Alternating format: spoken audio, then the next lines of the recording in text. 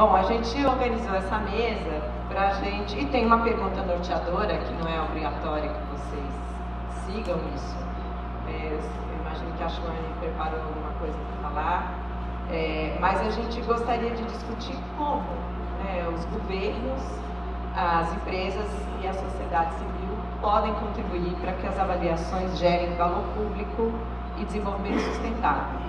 A gente pensou em 10 minutos para cada um falar sobre isso.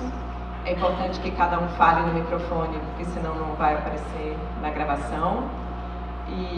Então eu gostaria de começar com o Wesley, né? O Wesley, vocês já viram que ele usa um chapéu, né?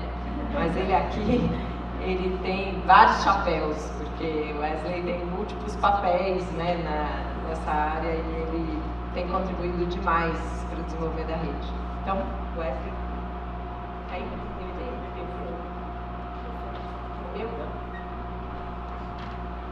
Obrigado, Márcia. Boa noite, pessoal. Muito obrigado pela presença, por estarem aqui conosco essa noite. Obrigado a todo mundo que contribuiu com esse processo. E agradeço a todo mundo em nome da Carol e Mura aqui, todo o trabalho que foi feito para a execução desse seminário. E aqui eu vou falar o meu papel enquanto governo. Estou em vias de me tornar secretário nacional adjunto da Secretaria Nacional de Avaliação de Políticas e Assuntos Econômicos, trabalhando ali junto com o Sérgio Fico e a ministra Simone Tebet. Falar um pouco de como que a avaliação ela pode nos auxiliar, então, na promoção de uma sociedade mais sustentável. No Brasil, hoje, a gente tem um sério problema em relação aos gastos públicos. Vocês devem estar acompanhando os noticiários das últimas semanas e tem uma demanda, principalmente colocada pelo mercado, em torno da necessidade de qualificação do nosso gasto público. Contudo, eventualmente, quando se fala dessa necessidade de qualificação do gasto público, historicamente se pensa em corte de despesa. Para vocês terem uma ideia, o Brasil tem um orçamento em torno de 4 trilhões de reais, isso não é pouco dinheiro. 92% do nosso orçamento está vinculado a despesas obrigatórias, aquele tipo de despesa que a gente não tem muita liberdade para poder manejá-lo, de forma a dar conta dos problemas que são apresentados e que devem ser resolvidos atualmente. Então coloca-se uma janela, inclusive, que daqui a 3, 4 anos, a gente já não vai ter mais espaço no orçamento para gastos que a gente conhece como discricionários, se a gente não reverter essa situação. Então a gente tem um dilema de frente de nós. Então o que fazemos nesse cenário? Historicamente pode ter se pensado, vamos cortar gastos. Então você pega uma caneta e sai cortando à torta e à direita aquilo que você acha que não é mais necessário. Mas quem é do campo da avaliação sabe que a vida não funciona assim.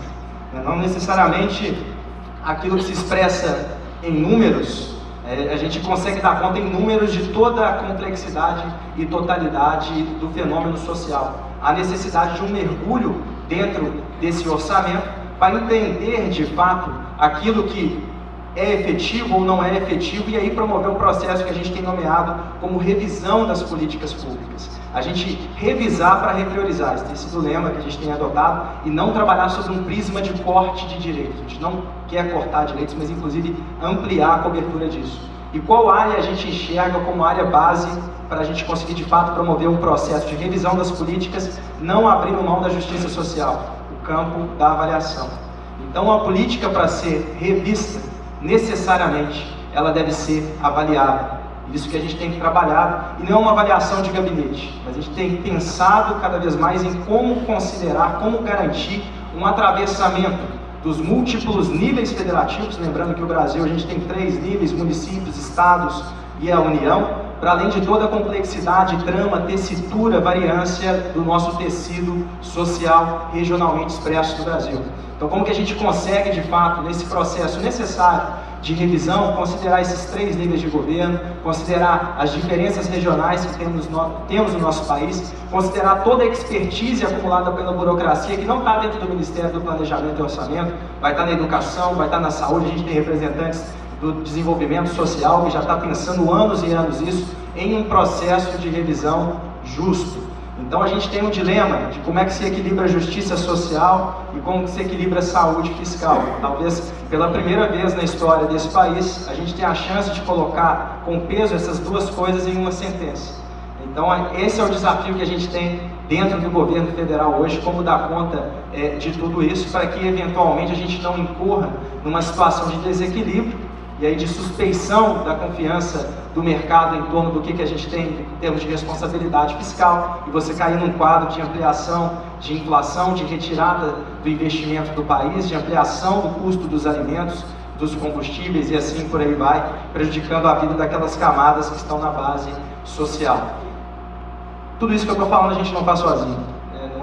Primeiro, não é assunto fácil de falar, normalmente as pessoas fogem desse tipo de tema, então primeiro você tem que ter coragem, você tem que assumir isso publicamente, muita gente corre de assumir essa agenda publicamente pelo receio de ruídos que tem em torno dela, a necessidade de falar de revisão de gastos. Se você tiver, já vivenciei isso, vindo do contexto pobre, quando meus pais sentavam à mesa e falavam da necessidade da gente repensar as contas de casa, porque as receitas ali estavam reduzindo, né? A inflação tinha batido na porta, nunca era uma situação fácil. Mas como é que a gente trabalhava isso garantindo o conforto daqueles que estavam ali presentes? Então acho que o fato de eu poder estar nesse lugar hoje é pensar todo esse processo, só que considerando a perspectiva de quem veio de um lugar que não é usual. Que não é um lugar usual de quem eventualmente ocupa as carreiras do Tesouro, as carreiras de analista de planejamento e orçamento dentro do contexto do Estado, mas alguém que eventualmente atravessou outros níveis federativos, veio de outros lugares, e aí pode entender também que existem outras vozes que devem ser ouvidas, como as vozes que estão dentro desse auditório aqui hoje, tem muito a contribuir com esse processo de fato promover políticas públicas mais resilientes, políticas públicas mais justas nesse momento da história do país. E aí isso não se faz sozinho, só com o governo, a presença dos organismos multilaterais, do terceiro setor organizado é fundamental para isso, investimento social privado somados à filantropia, e é com isso que a gente conta. Então vem aqui, enquanto governo hoje, fazer esse convite às pessoas que estão aqui nesse auditório e às organizações às quais vocês representam, para se somar nesse processo de revisão desses 4 trilhões de reais, digamos assim, de políticas públicas do país, sem abandonar o horizonte da justiça social e o Brasil que a gente quer para 2050, para 2100. Então esse é o convite, e eu agradeço pela oportunidade de estar aqui essa noite com vocês. Obrigado, pessoal.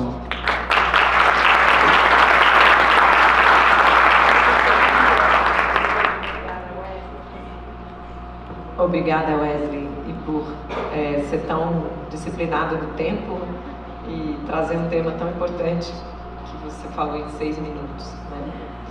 Né? Eu queria convidar a Chuane Mutulu. A Chuane tem sido um apoiador não apenas da rede brasileira, mas das redes e organizações promotoras da avaliação em todos os países em que o banco, que fazem parte do Banco dos BRICS, e não são mais os BRICS, né? Agora já são mais. Então eu vejo a movimentação incansável dele e a disposição de realmente fortalecer a avaliação nos países membros do banco. Então, a Chuane, a fala é sua. Muito obrigado, Márcia. Boa noite a todo mundo. Eu tenho um discurso aqui de 8 páginas, mas não sei se vou ler esse discurso, mas vou ter que valorizar o trabalho que o meu time fez, né? Então vou levantar alguns pontos que estão no discurso, mas também tentar responder a tua pergunta inicial. Mas, porque é a primeira vez que o nosso banco, o nosso escritório está participando nesse seminário da rede, eu quero falar um pouquinho sobre o Banco dos BRICS, o New Development Bank, novo Banco de Desenvolvimento. Quero falar um pouquinho sobre o nosso escritório independente da avaliação, compartilhar com vocês algumas lições que nós aprendemos no início do nosso trabalho, porque o nosso escritório foi estabelecido somente 2 anos atrás, e depois tentar também compartilhar algumas reflexões sobre o assunto que você levantou, Márcia. Mas antes de tudo isso, quero realmente agradecer à Rede Brasileira de Monitoramento e Avaliação pelo trabalho que vocês estão fazendo, o Wesley, a Márcia, a equipe inteira, não somente na organização desse evento, mas também promovendo a cultura de monitoramento e avaliação no Brasil e além. Isso é muito importante, agradecemos muito para isso. Quero também reconhecer agora a presença do professor Dr. José Graziano da Silva, que está aqui entre nós hoje. Ele não precisa apresentação. Estamos muito felizes que você tomou tempo para ficar com a gente aqui. Além de ser um grande amigo meu, do meu irmão, do meu pai, ele é um assessor do nosso escritório independente da avaliação, apoiando as nossas avaliações. E amanhã ele vai ser um palestrante no painel que o NDB está organizando na tarde. Então estamos esperando com muito interesse a sua fala amanhã. Quero também agradecer no começo o governo federal do Brasil, claro, o planejamento, mas especialmente o Ministério da Fazenda, particularmente a secretária Tatiana Rosito e o time dela. A Tatiana Rosito, secretária, é a diretora do Brasil no Conselho da Administração do banco. E ela desenvolve um papel muito importante para o banco, mas também ela foi fundamental na criação do escritório independente da avaliação lá no banco e está continuando apoiando o nosso trabalho. Então, eu sei que o escritório é representado aqui hoje através da Janiana. Peço para ela para compartilhar os meus cumprimentos para a Tatiana, o time dela, todo mundo lá. Falando um pouquinho sobre o banco do BRICS, o banco tem uma parceria muito importante com o Brasil. O Brasil foi um dos fundadores do banco e a parceria continua forte, não somente através da presidenta Dilma, mas também porque já financiamos mais de 30 projetos no Brasil. O banco já financiou mais de 30 projetos no Brasil. E isso eu acho bastante para uma organização que começou seu trabalho em 2015, somente em 2015. E pessoalmente eu acho isso se destaca também em comparação com outros multilaterais que são mais antigos. Então a parceria é forte. Temos 2 escritórios no Brasil, temos um escritório em Brasília e outro em São Paulo. E eu acho que alguns colegas do nosso escritório em Brasília vão estar aqui amanhã, então vocês podem dialogar com eles também. E para uma organização que tem somente quase 10 anos, vocês podem entender, a prioridade no começo não era estabelecer a unidade da avaliação. A prioridade no começo era financiar os projetos. Mas nos últimos 2 anos nós fomos estabelecidos, o escritório independente da avaliação, e fizemos várias avaliações já no Brasil. Fizemos uma avaliação ano passado, o Henrique, meu colega que está aqui, liderou as 2 avaliações que fizemos aqui no Brasil. O primeiro foi sobre o projeto de energias renováveis e transmissão associada, financiada junto com o BNDES. E a segunda, estamos completando nesse momento, um projeto para municípios sustentáveis aqui no Pará, e onde esse projeto comprometeu a apoiar a pavimentação de 186 quilômetros de ruas, com integração de sistemas de drenagem de águas por vias nos pequenos municípios do estado. Esse projeto foi cofinanciado junto com a CAF. E os resultados dessa avaliação vão ser disponíveis em setembro, eu acho. Então, já fizemos avaliações de 2 projetos aqui no Brasil, mas também o Brasil foi incluído em algumas avaliações transversais que fizemos no NDB.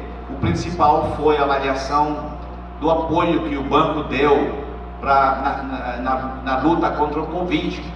Cada país membro fundador do banco conseguiu 2 bilhões de dólares para a luta contra o Covid. Fizemos uma avaliação sobre isso também, e o Brasil estava incluído nisso. Fizemos também uma avaliação recentemente sobre os escritórios regionais. E o Brasil também estava incluído nisso. Então, estamos ampliando a nossa presença de avaliações aqui no Brasil. E ano próximo, com certeza, vamos ter outras avaliações também. Mas vou parar aqui, vou tentar, em 2, 3 minutos, Márcia, também compartilhar algumas ideias sobre o tema que você levantou no começo. Eu quero deixar, eu acho, tem pelo menos 5 coisas que quero falar rapidinho, né? Coisas que eu acho que são fundamentais para ter uma avaliação rigorosa, útil, que pode contribuir para fazer uma diferença, para fazer mudanças. Porque no fundo a avaliação tem que contribuir para fazer mudanças, para melhoramento, né? A primeira coisa fundamental, onde nós no banco estamos investindo muito, é na metodologia. E o Wesley também falou sobre isso, os novos avanços na tecnologia AI, Artificial Intelligence. Então, metodologia é fundamental, porque ter uma metodologia, uma base forte, também traz credibilidade para a avaliação, para a análise da avaliação.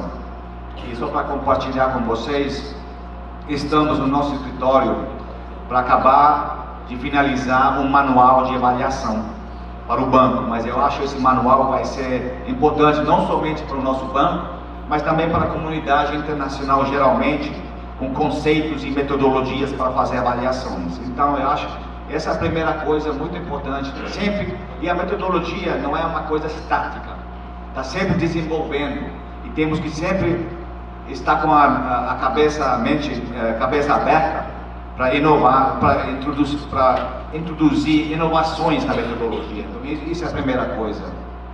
A segunda coisa que eu acho fundamental, especialmente para avaliação nos países dos BRICS, países emergentes e outros países em desenvolvimento, é a capacitação. Porque a avaliação, somos nós que temos que fazer as nossas avaliações, e não somente esperar que os doadores façam avaliações. Então, investir em capacitação das instituições, dos individuais, nos nossos países, nos países do sul global, geralmente, tem que ser uma outra prioridade. A terceira também, é bem perto ao assunto que o Wesley falou, sobre o que ele falou, é os recursos. Temos que realmente investir recursos em avaliação e monitoramento desde o começo de projetos. Não pensar na avaliação depois.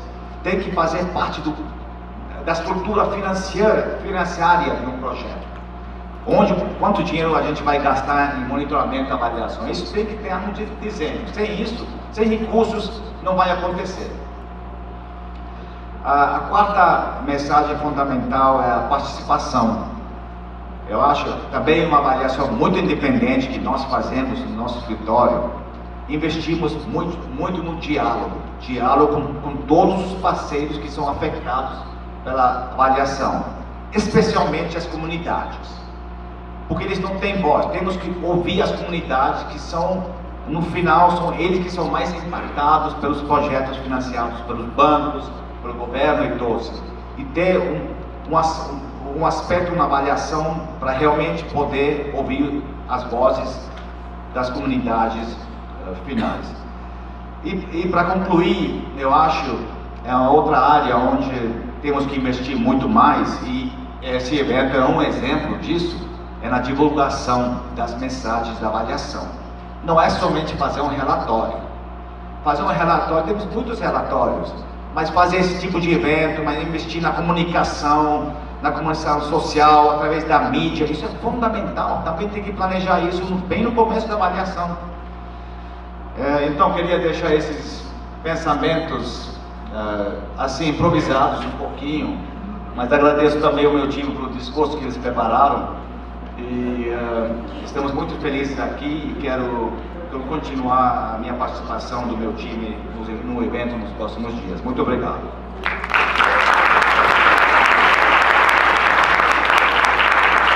Muito obrigada, Ashwani, pela sua fala, e acho que foram 5 pontos muito bem colocados e que contribuem muito para responder a essa pergunta. A gente está vendo um movimento de novos olhares para avaliação, novas maneiras de fazer.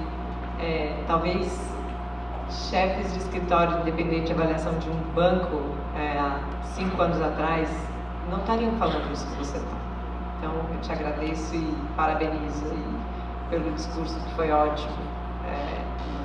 E aí convidar a Fernanda do Itaú Social. Bom, o Itaú é um nosso apoiador da vida inteira.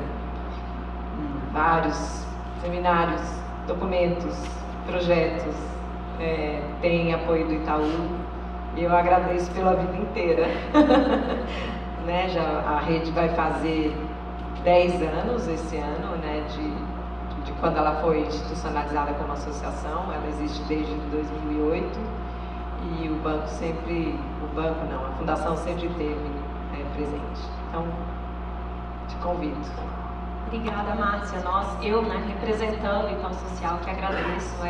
Boa tarde a todas e todos. Queria agradecer muito a organização do evento pelo convite, e acho que o que eu vou trazer um pouco da importância do monitoramento e avaliação para o Itaú Social, acho que se confunde bastante ou está muito bem representado nesse evento, nessa visão pluralista de avaliação, de diferentes metodologias, robustas sim, que acho que é um pilar muito fundamental da avaliação, mas principalmente também plurais e que conseguem trazer uma abordagem de epistemologias e perspectivas para a gente trabalhar a avaliação. Então agradeço bastante. Inicialmente estou aqui representando o Itaú Social, mas também, hoje também a Fundação Itaú. Então hoje somos uma fundação única, com 3 frentes, o Itaú Cultural, o Itaú Social, o Itaú Educação e Trabalho. E nas diferentes frentes e também de forma transversal e conjunta, a gente trabalha com arte, cultura e educação e fortalecimento disso no nosso país. Então, acho que queria primeiro começar falando que o monitoramento e avaliação, ele está diretamente relacionado à nossa missão na Fundação, que é testar experiências, produzir conhecimento e principalmente fortalecer a capacidade de desenho e implementação de políticas públicas. E a gente sabe que monitoramento e avaliação são uma parte fundamental, essencial disso, porque é a forma da gente qualificar e aprofundar o debate nas políticas públicas no Brasil. Então, quando a gente realiza avaliações, usa avaliações, dissemina, elabora isso de forma participativa com governos, com quem a gente trabalha, e fomenta a rede e o evento com isso, por trás disso está essa missão de contribuir para o debate sobre políticas públicas no Brasil. Porque a gente sabe que é monitoramento e avaliação que traz essas informações e essas reflexões para que a gente subsidie a tomada de decisão democrática, para a gente dar conta dos desafios de um país tão diverso e tão desigual como o nosso.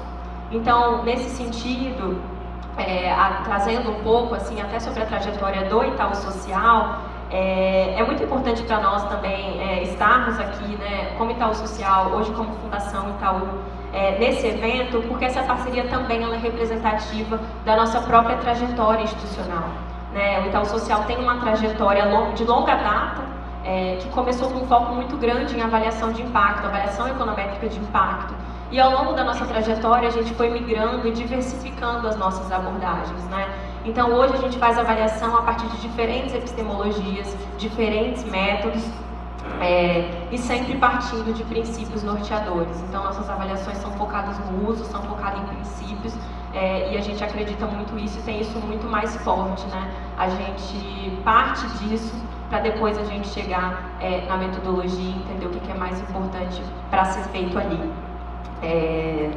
Então, estar aqui e apoiar esse evento representa também o pluralismo do nosso campo de avaliação. Então, no mesmo dia a gente pode discutir SROI, a gente pode discutir metodologia participativa, ferramentas e indicadores de monitoramento, e a gente acredita que é só assim, com essa abordagem de multiplicidade de abordagens, que a gente vai conseguir ter os aprofundamentos necessários para a gente dar conta dos nossos desafios em políticas públicas. Bem, então nesse sentido da avaliação e do papel da avaliação, eu queria trazer por fim uma reflexão sobre o papel da avaliação, uma reflexão do avaliador americano Michael Patton, mas sobre o Paulo Freire, né? E pensando como que a avaliação pode apoiar as tão desejadas, né, transformações sociais. Então, cito aqui o Pedro. Uma compreensão mais ampla do trabalho de Freire nos lembra de que todas as abordagens avaliativas constituem algum tipo de pedagogia. Toda avaliação ensina alguma coisa. O que é ensinado e como é ensinado varia, mas a avaliação é inerente e predominantemente uma interação pedagógica. Freire compreendeu e nos ensinou que toda interação entre pessoas são pedagógicas. Algo está sempre sendo ensinado, transmitido ou propagandeado. Em uma época em que cresce o abismo entre ricos e pobres, se torna ainda mais fundamental considerar a forma como se dá a interação entre as pedagogias e as abordagens de avaliação. Bem, acho que era isso. Obrigado e bom evento a todos.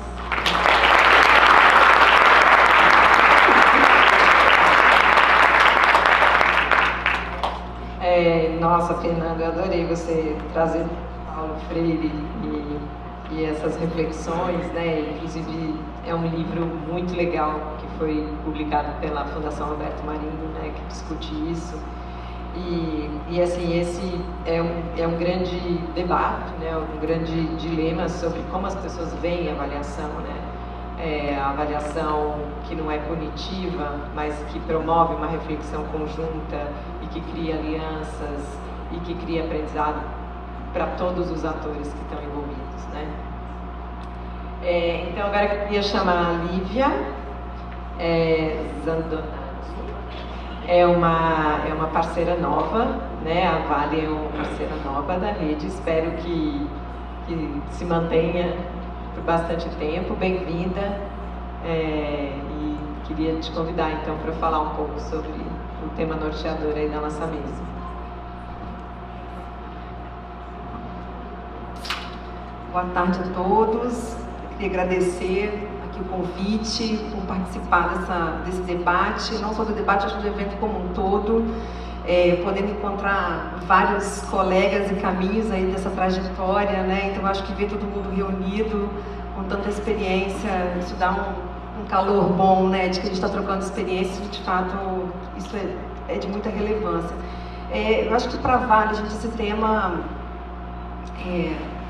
tem uma centralidade muito importante. Assim, a gente tem uma atuação, né? A Vale tem uma atuação muito territorial, né? A mineração, ela tem uma atuação que se dá por um longo prazo, né? Um longo tempo, e tem ali uma relação muito próxima, né? Com as políticas públicas e com o território. Então, quando a gente fala de avaliação, eu vejo muito, fazendo até uma conexão aqui com a nossa mesa de abertura, eu vejo como ferramenta, de fato, de parceria social público-privada, sabe? Porque, de fato, para se inserir nessa cadeira, nessa mesa, para se discutir os desafios do território de uma forma intersetorial, é preciso ter clareza, é preciso ter objetividade, e quando a gente está falando de fortalecer políticas públicas, não dá para a gente criar caminhos paralelos.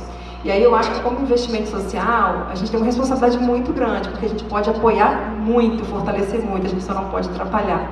Então, eu acho que o investimento, quando ele está desatrelado, né, desse olhar, né, da política pública, ou dessa avaliação que está, de alguma forma, sendo colocada como central, né, e um objetivo claro entre esses parceiros, eu acho que isso promove alavancas muito importantes para o território.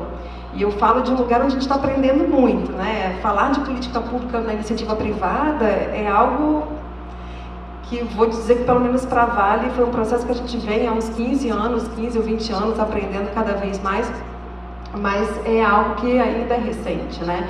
Então, você aprender as políticas desses territórios, compreender a importância dessas avaliações e se unir a isso, enquanto um parceiro, enquanto colaborador, é muito importante.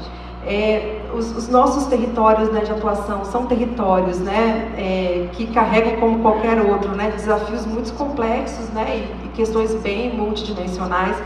Estamos falando de territórios com realidades muito diferentes, né, urbano, floresta, rural. Então, a possibilidade de avaliar as iniciativas e de acompanhar os indicadores e as performances de resultado, elas são, assim, fundamentais para que a gente possa planejar de uma forma mais estratégica como que a gente vai priorizar os investimentos sociais, né? Então, eu acho que a Vale vem cada vez mais se apropriando desses processos, trazendo isso não como um processo isolado, mas como parte do trabalho, né? Então a avaliação de fato não pode ser vista como algo a ser isolado, porque senão alguma hora ela vai ficar para trás no processo de priorização. Então a gente de fato tem que nascer com isso desde o início de uma forma muito clara.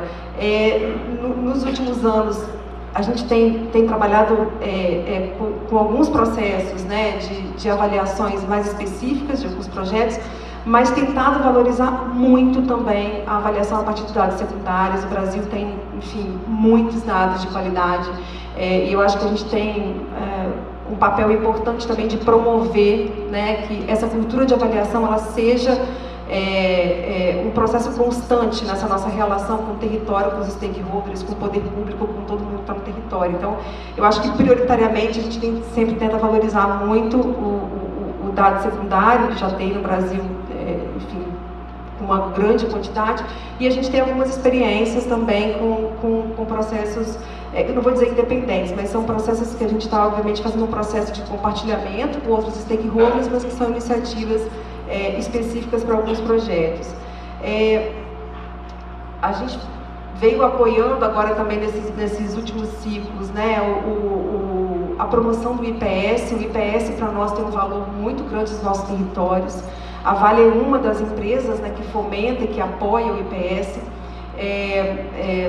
Eu acho que ele traz de uma forma muito precisa, né, alguns indicadores específicos por tema, mas ele consegue trazer também, eu acho que esse olhar da multidimensão, e isso para nós é essencial quando a gente vai dialogar os desafios que existem aí nesses territórios. Então, eu acho que o IPS tem sido como um exemplo prático, né, do que a gente...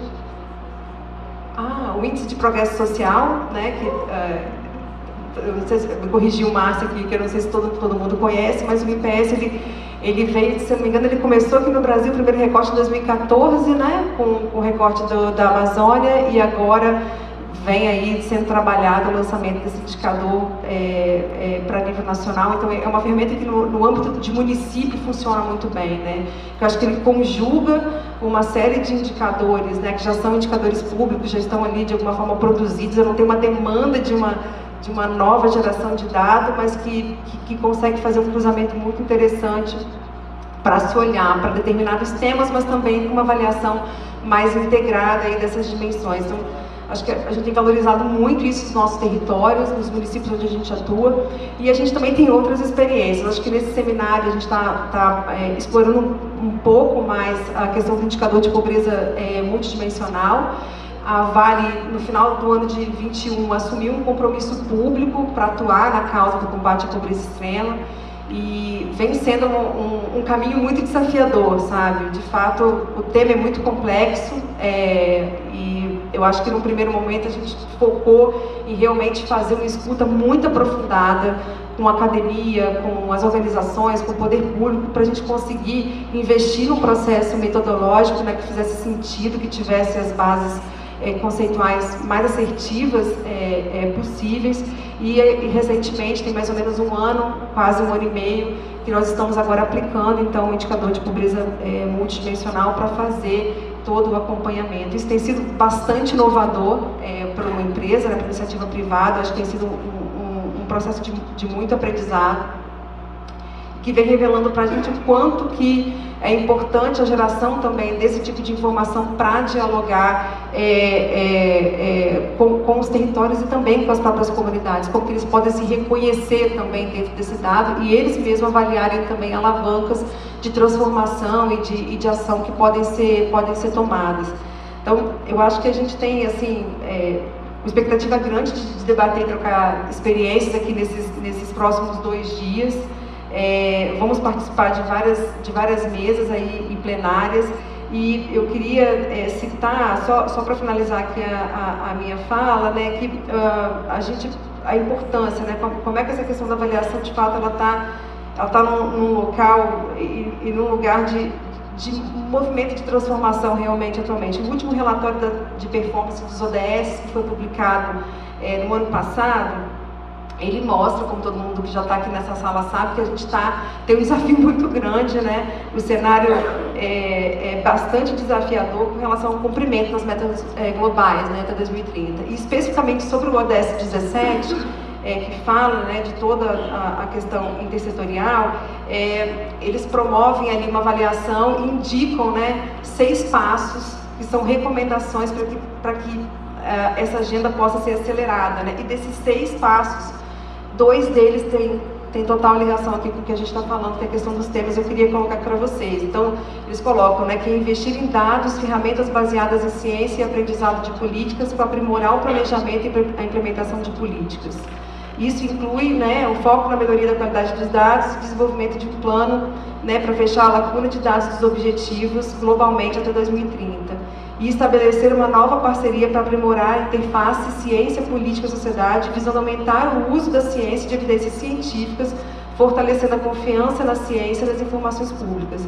Então, eu acho que o convite aqui do seminário é como a gente pode fomentar a cultura de avaliação de uma forma intersetorial, se enxergando como aliança e como parceria social público-privada. Acho que é isso.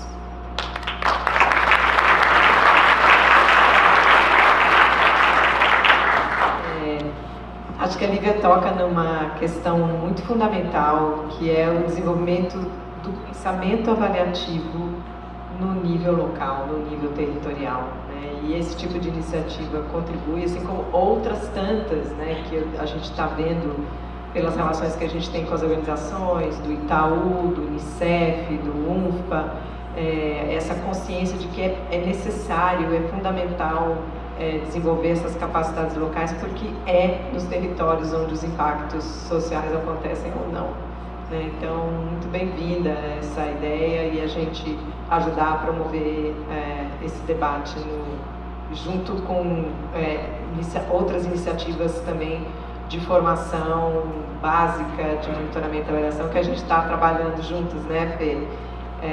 Do Itaú também. É preciso levar conhecimento para eles. Bom, agora a Tamires Miroli, também é uma parceira nova da Fundação Lehman.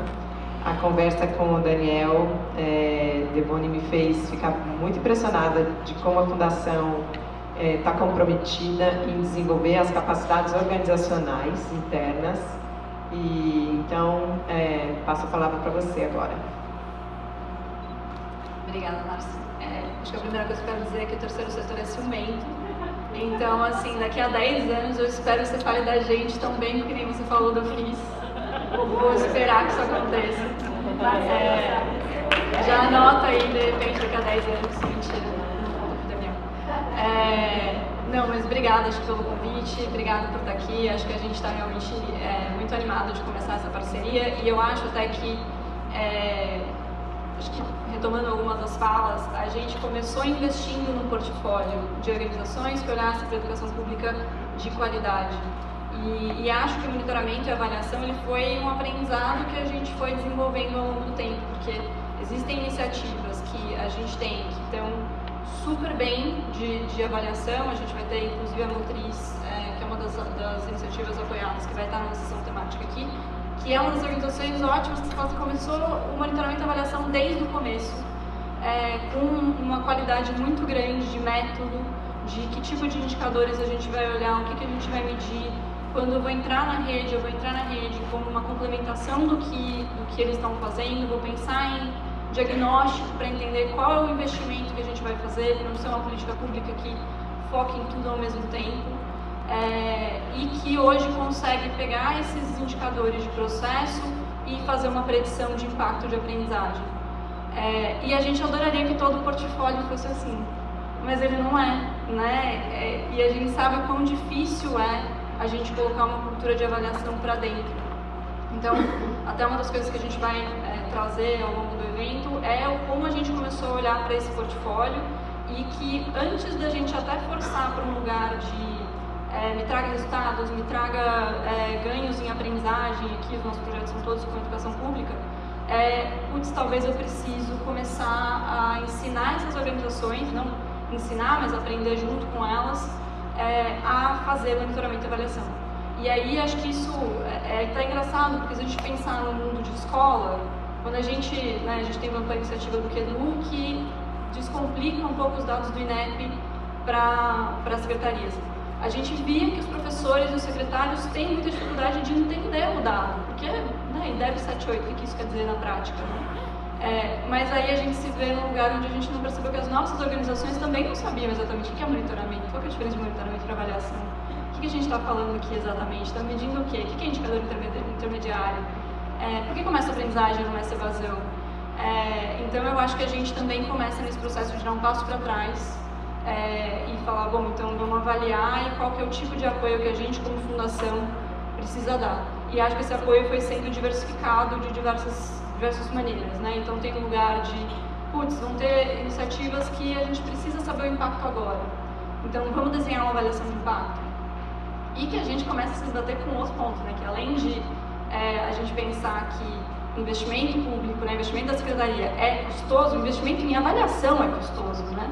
E é uma coisa que a gente tem começado a pensar também, que é como é que a gente vai sempre pedir esse portfólio novos resultados se a gente sabe quanto isso custa? Será que isso, como é que a gente faz a avaliação em detrimento do resultado que essa organização está produzindo na ponta? Então a gente também está começando a pensar em sustentabilidade financeira para avaliação. E quais são os métodos novos, de repente, via o IA ou via alguma coisa desse tipo, que vai trazer isso para a gente? Como é que a gente automatiza esse diagnóstico que a gente faz em muitos programas para que ele seja menos custoso? E aí eu acho que tem vários outros lugares, que é o apoio direto, a gente tem uma coisa muito de formação mesmo, vamos discutir com o nosso portfólio o que é uma TDE, o que vocês deveriam avaliar, como vocês deveriam avaliar. E acho que nesse lugar, né, de formação, a gente também consegue incutir outras coisas. Então tem um lugar muito forte que a fundação, que a Lehman está com a fundação, e eu fui pensando, a Lehman, tem um lugar muito forte que eu acho que a Lehman, que a Lehman está indo, que é ganho de aprendizagem com equidade. E aí a gente entra numa outra seara que a gente não conhece, né? Que a gente fez uma análise recentemente que mostrava quantos dos 5.700 municípios tinham conseguido reduzir a diferença de equidade racial nos últimos 2, 3 anos, e aí a gente recortou em cerca de 20 municípios. Então é muito pequeno, e aí você vai, muito provavelmente, se a gente for atrás desses municípios para entender o que eles fizeram, a gente vai ver que muitos foram sorte, eles não estavam focando nisso, porque eles talvez não estivessem nem avaliando. Então acho que tem um outro lugar aqui nosso de como que a gente coloca essa cultura para os territórios que a gente está, mas também como que a gente insere novas coisas que a gente agora são desafios muito mais latentes, como esse de equidade. E aqui a gente tem trazido para o nosso portfólio essa coisa, tudo bem, vamos fazer uma avaliação de educação, mas a gente quer que a gente consiga aprender sobre equidade. Então acho que quando a gente pensa acho que o papel do terceiro setor, né, e a gente como Lehman, como a gente tem contribuído para esse tema, acho que tem um lugar o ciclo de aprendizagem que a gente contribui bastante, e a gente contribui, acho que num lugar tanto de investir, pilotar, inovar em coisas que talvez o governo não vai conseguir, talvez com uma escala muito menor, mas também acho que de promover que esses aprendizados sejam realmente colocados como estudos, e acho que tem um lugar também de parcerias entre fundações, né? A gente vive fazendo as nossas coalizões e etc., que impulsionam essas coisas também, e acho que quando chega na ponta, chega para o governo, chega com qualidade. Então, acho que esse é um pouco do nosso ciclo de aprendizagem. Acho que a gente está longe ainda, tá, de sofismas, eu vou chegar lá, mas é isso, obrigada. Obrigada, Camila. De novo, a gente percebe o crescimento dessa conscientização sobre a importância de fortalecer as gestões locais e realmente olhar na ponta o que as nossas iniciativas estão gerando em termos de equidade e aprendizado. Muito bom. Bom, Cristina Margotto também é uma parceira antiga da rede e está sempre nos apoiando, e também queria te agradecer com isso, mas não vou agradecer muito porque a Fê pode ficar com ciúme, porque a Camila já está com ciúme, mas assim, nós não sabemos, estava comentando com a Carol, como que a gente vai viver sem a Catarina? Então você também está correndo um grande risco, sabe? Foi muito bom trabalhar com vocês e é uma equipe que nos ajudou demais, agora e sempre, e um clima gostoso de amizade, de união, né? Então, queria te convidar agora para falar seus 10 minutos. Estamos bem no tempo. Obrigada, Márcia, pelas gentis palavras, né? Boa tarde a todas e todos, né? É uma grande satisfação para nós estarmos aqui mais uma vez apoiando um evento da Rede Brasileira de Monitoramento e Avaliação. Me parece que apoiamos todos até agora e queremos continuar. Né? Além de desenvolvermos juntos iniciativas locais, né? Levamos para Minas Gerais, onde a gente atua, para o Espírito Santo, alguns eventos específicos, e somos muito felizes em poder apoiar a divulgação desse conhecimento que é tão fundamental para nós. Né? Quando a Carol chegou com a ideia desse evento aqui, não podia ter sido mais inspirador, né, para nós, não só por trazer para o Pará essa iniciativa, mas por tratar de desenvolvimento sustentável, que é uma temática que tem uma convergência enorme com a própria história da HIP. Né? Nós somos uma empresa de 40 anos, atuamos há 26 com monitoramento e avaliação, né?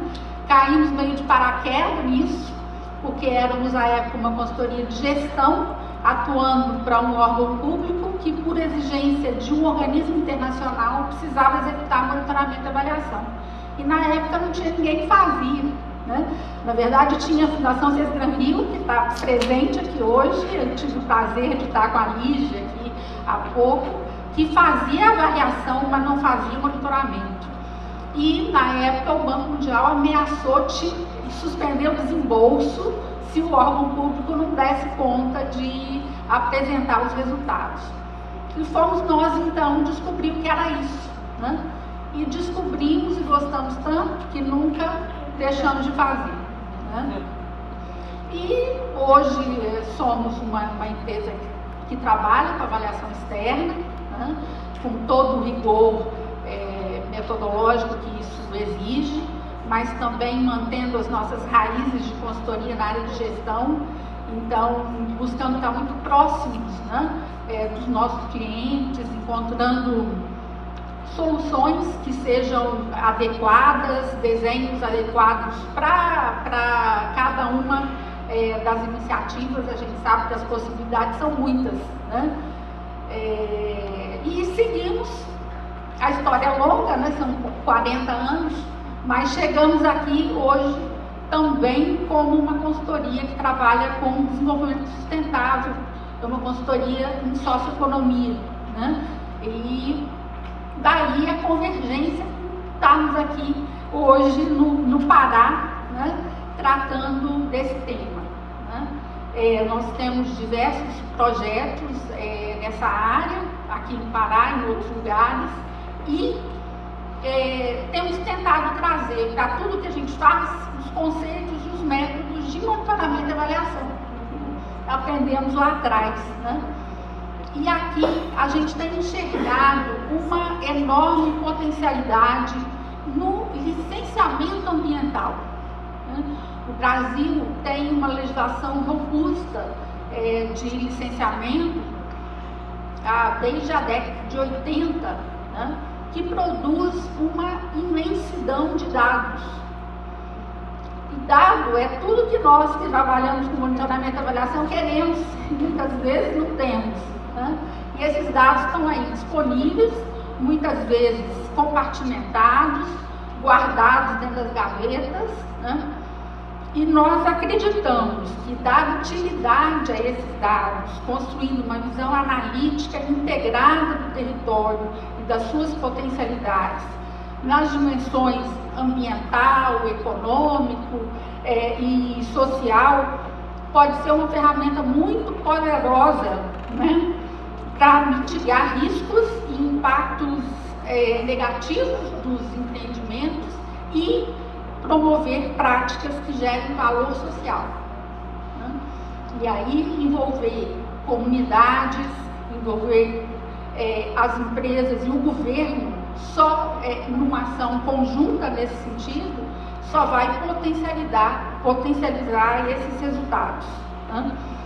E nós temos tido algumas experiências exitosas nesse sentido, alguns projetos que buscam exatamente amarrar essas dimensões que eu estou trazendo aqui, e a gente espera nesses 2 dias poder conversar mais a esse respeito, aprimorar essas soluções com o nosso conhecimento compartilhado, né?